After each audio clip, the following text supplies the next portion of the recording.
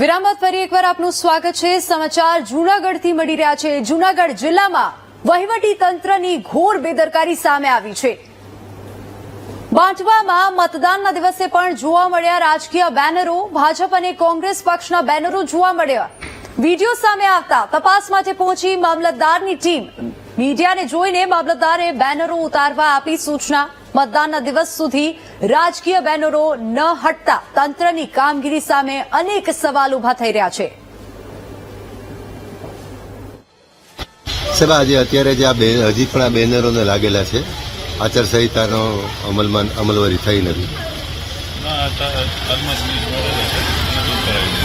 शुं हालमां ज न्यूज मळेला छे तो दूर करावी दे छे। तो अत्यार सुधी ध्यानमां नथी आव्या।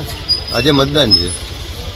અત્યારે ન્યૂઝ મળેલા છે, અત્યારે કોઈ લગાવ્યા હશે એટલે અત્યારે શું કરાવી દઈએ। વધુ વિગતો સાથે સંવાદદાતા બિપિન આપણી સાથે ફોન લાઈન પર જોડાઈ ગયા છે। બિપિન, આચાર સંહિતાનો ભંગ જોવા મળી રહ્યો છે, શું વધુ વિગતો? ચોક્કસથી વાત કરવામાં બાદમાં નગરપાલિકા છે, નગરપાલિકાની જે મતબૂથ છે, મતબૂથની બાજુમાં જે કોરોનામાં પક્ષના સિમ્બોલ લગાવીને લગાવવામાં આવ્યા હતા, ઝંડીઓ પણ પોસ્ટરો પણ લગાવવામાં આવ્યા છે। ત્યારે વાત કરીએ તો મામલતદાર જે છે ત્યાંના જે મામલતદાર છે, મામલતદાર પાછળથી તેમને જાણ થતા તેઓ ત્યાં તે ઉતારવા માટે આવ્યા હતા। અને વાત કરીએ તો જે તંત્ર છે તે તંત્ર ઘોર નિંદ્રામાં હોય તેવું તેમનું વર્તન હતું કે અત્યાર સુધી મતદાન ચાલુ થઈ ગયું ત્યાં સુધી તેમને આ જે પોસ્ટરો અને જે બેનરો લાગેલા હતા તે ધ્યાનમાં નહોતા આવ્યા। જી વિપિન, આભાર સમગ્ર માહિતી બદલ।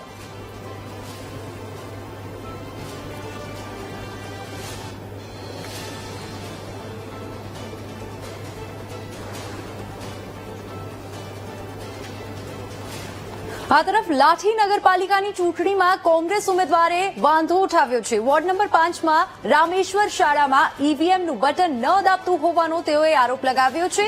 ઈવીએમ સામે આક્ષેપ કરતા મતદાન અટકાવવામાં આવ્યું છે।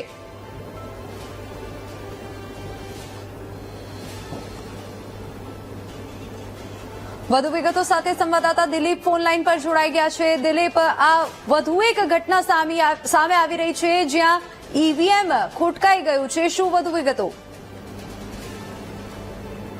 લાઠી પાલિકાની જે ચૂંટણીમાં વાત કરીએ તો ઈવીએમ સામે કોંગ્રેસના ઉમેદવારે વાંધો ઉઠાવ્યો છે।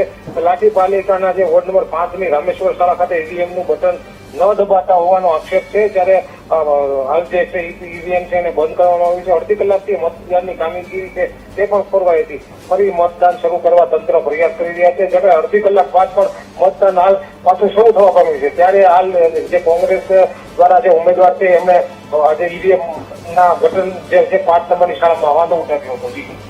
જી દિલીપ, આભાર સમગ્ર માહિતી બદલ।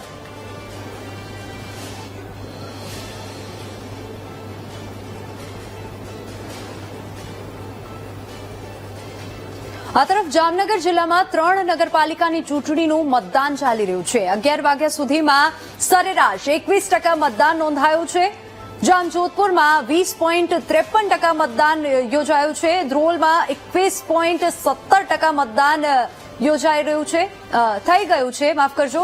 કાલાવડમાં 23.19% મતદાન થઈ ગયું છે। જામનગર તાલુકાની વાત કરીએ તો ત્યાં પણ જામનગર તાલુકા પંચાયતની જામવંથલી બેઠકની પેટા ચૂંટણીમાં 14.96% મતદાન પૂર્ણ થઈ ગયું છે। જામનગર જિલ્લાની 3 નગરપાલિકામાં આજ સવારથી જ જે મતદાન છે તે શરૂ થયું છે। હું આપણે દ્રશ્યો બતાવીશ કે સવારથી જ જે મતદારો છે તે મોટી કતારો લગાવી રહ્યા છે, તેમજ જે મતદાન મથક છે તેમાં ચુસ્ત પોલીસ બંદોબસ્ત સાથે હાલ છે મતદાન છે તે ચાલી રહ્યું છે। જો વાત કરવામાં આવે તો છેલ્લા 4 કલાકમાં 21% જેટલું મતદાન નોંધાયું છે, જેમાં જામજોધપુર નગરપાલિકા વિસ્તારનું 20%, તેમજ ધ્રોલનું 21% અને જે કાલાવડ નગરપાલિકા વિસ્તાર છે ત્યાં 23% જેટલું મતદાન નોંધાયું છે। તો બીજી તરફ જે જામનગર તાલુકાની જે જામવંથલી બેઠક છે તેમાં 14% જેટલું હાલ અત્યાર સુધી મતદાન નોંધાયું છે। બીજી તરફ જે આ મતદાન મથકો છે ત્યાં ખૂબ જ મોટી સંખ્યામાં જે મતદારો છે તે પોતાના મતાધિકારનો ઉપયોગ કરી રહ્યા છે, તેમજ શાંતિપૂર્ણ મતદાન ચાલે તે માટે જે પોલીસ દ્વારા ચુસ્ત બંદોબસ્ત ગોઠવવામાં આવ્યો છે, તેમજ જે અધિકારીઓ છે તે પણ જે આ મતદાર મથકો છે તેની મુલાકાત લઈ રહ્યા છે. અને હાલ જામનગર જિલ્લામાં જે 21% જેટલું મતદાન નોંધાયું છે, ત્યારે સાંજના 5 વાગ્યા સુધી આ જે મતદાન છે તે થનાર છે, ત્યારે સાંજ સુધીમાં કેટલું મતદાન થશે તે જોવું જોઈએ. ધીરજ પરમાર, વીટીવી ન્યૂઝ, જામનગર. આણંદ જિલ્લામાં સ્થાનિક સ્વરાજ્યની ચૂંટણીનું મતદાન આંકલાવ નગરપાલિકાની વાત કરીએ તો આંકલાવ નગરપાલિકામાં મતદાન માટે એનઆરઆઈ પણ મેદાનમાં આવ્યા. પાર્થ પટેલ નામનો યુવાન કેનેડાથી મતદાન માટે આંકલાવ પહોંચ્યો. મતદાન કરી લોકશાહીના પર્વની ઉજવણી કરી. એનઆરઆઈ મતદારે મતદારોને મતદાન માટે અપીલ પણ કરી છે.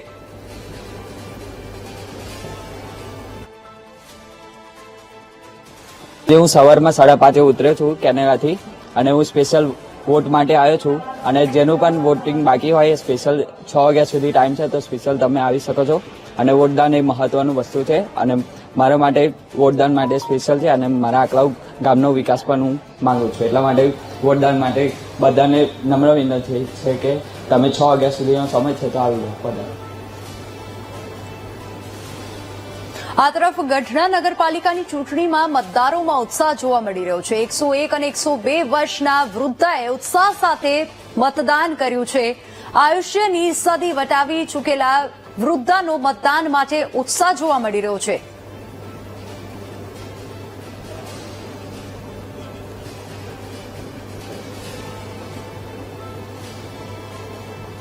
ભાવનગર મહાનગરપાલિકામાં પેટા ચૂંટણી માટે પણ ઉત્સાહ બતાવતા મતદારો જોવા મળી રહ્યા છે. વોર્ડ નંબર 3ની પેટા ચૂંટણી માટે 80 વર્ષીય વૃદ્ધાએ મતદાન કર્યું છે. વૃદ્ધાએ કહ્યું, હું જીવીશ ત્યાં સુધી મતદાન કરીશ. લોકોને એમ કે તમે બધા પરિવાર સુખી થાવ, આનંદ મંગળથી રહ્યો, સુખ શાંતિ તમને, અને સેવા કરો એ નહીં બધા. હમણાં તમે શું કીધું કે મતદાન કરવું, તમે ક્યાં સુધી મતદાન કરશો? મારા હાથમાં હશે પદ હશે ત્યાં સુધી, પછી ઈશ્વર જાણે. તો સાબરકાંઠાના પ્રાંતેજમાં ચૂંટણીને લઈને મતદારોમાં ભારે ઉત્સાહ જોવા મળી રહ્યો છે. મતદાન મથકો પર મતદારોની લાંબી લાઈનો જોવા મળી રહી છે. શહેરના તમામ મતદાન મથકો પર મતદારો ઉમટી પડ્યા છે. સવારે 7 વાગ્યાથી લઈને મતદાનની પ્રક્રિયા શરૂ થઈ. અત્યાર સુધીમાં 24% મતદાન નોંધાયું છે.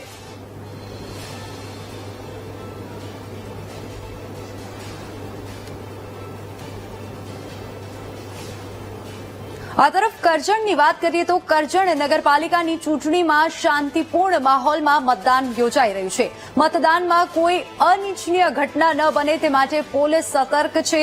જિલ્લા પોલીસ વડાએ પરિસ્થિતિનું નિરીક્ષણ પણ કર્યું છે.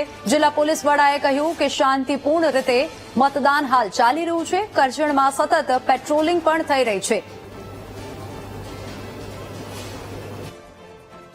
વડોદરા જિલ્લાની તાલુકા પંચાયતની 3 બેઠકો અને નગરપાલિકા કરજણનું મતદાન ચાલી રહ્યું છે. જિલ્લા પોલીસ વડા અત્યારે પહોંચ્યા છે. કરજણ જે મતદાન ચાલી રહ્યું છે એની નજર રાખી રહ્યા છે, સતત ઓબ્ઝર્વ કરી રહ્યા છે. સાહેબ, કેવી રીતે ચાલી રહ્યું છે મતદાન? સવારથી મતદાન શરૂ થયું, કયા પ્રકારનો માહોલ છે અત્યારે?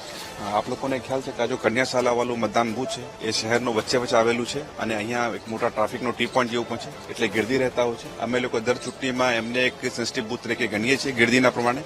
તો 2-3 દિવસ પહેલા પણ અગોતરા તૈયારી જોવા માટે અમે લોકો આવ્યા હતા. આજ પણ પોલીસની વ્યવસ્થા શું છે અને ક્રાઉડ મેનેજમેન્ટ શું વ્યવસ્થા એ જોવા માટે અમે લોકો આવ્યા હતા, અને બહુ શાંતિપૂર્ણ રીતે મતદાન અહીંયા ચાલી રહ્યું છે.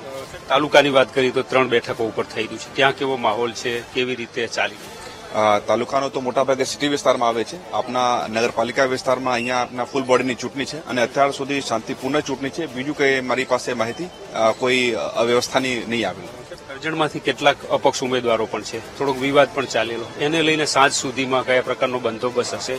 છેલ્લે મતદાન એ મતદાનનો વિવાદ આ બધી તો એક પોલિટિકલ પ્રશ્નો છે, એમાં અમે લોકોને પડવાનું હોતું નથી. આપના મૂળ કામ કાયદા વ્યવસ્થા જોવાનું છે.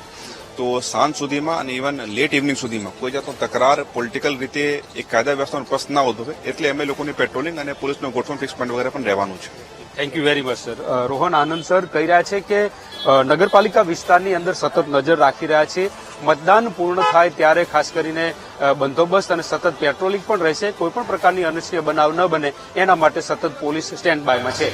કેમેરામેન કિશોર ક્ષીરસાગર સાથે માનુ ચાવડા, વીટીવી ન્યૂઝ, કરજણ. તો કરજણ નગરપાલિકા ચૂંટણીને લઈ ભાજપ પ્રભારી ડોક્ટર વિજય શાહની પ્રતિક્રિયા સામે આવી છે. વોર્ડ નંબર 4ના ઉમેદવાર સાજન ભરવાડની ટીમ માટે તેઓએ મતદાન કર્યું છે. વિકાસની રાજનીતિને લોકોનો બહોળો પ્રતિસાદ મળી રહ્યો છે. 2 કલાકમાં જ 20% મતદાન થયું છે. 70%થી વધુ મતદાન થાય તેવી આશા સેવાઈ રહી છે. કરજણ નગરપાલિકામાં ભાજપ તમામ 28 બેઠક જીતશે તેઓએ દાવો કર્યો છે.